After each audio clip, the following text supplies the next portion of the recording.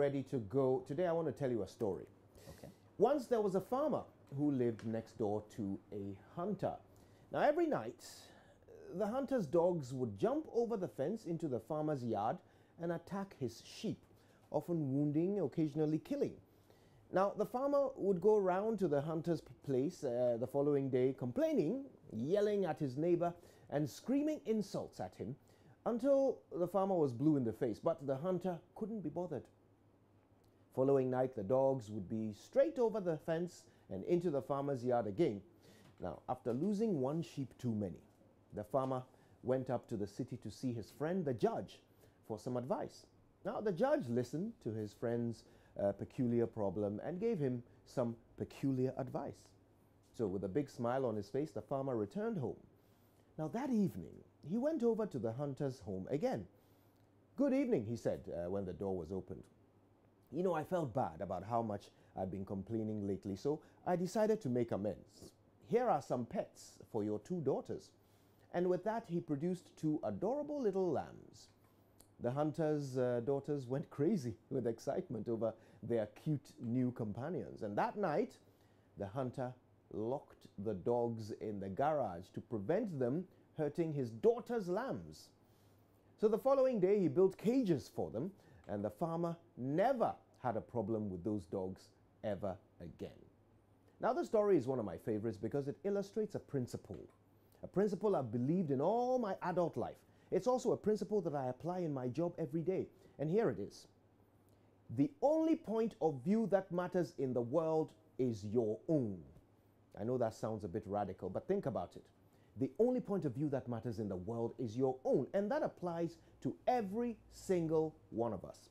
You see, the reason why you don't always have things your way is that people don't always see things your way.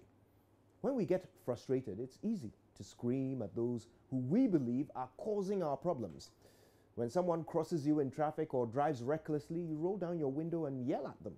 When some public figure says or does something you consider ill-advised, you go on Facebook and Twitter to troll them, right? But you're not alone.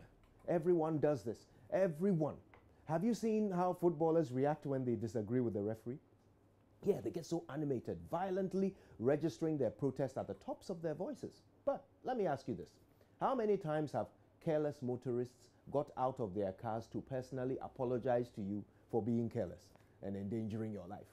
How many times have public figures changed their behavior because you insulted them on Twitter? And have you ever seen a referee reverse his decision just because the player didn't like it? You see, the way to get what you want in this world is not to scream at people until it's done, but to show them your point of view. Make what matters to you matter to them. It's called influencing. And we all ought to be doing it instead of insulting.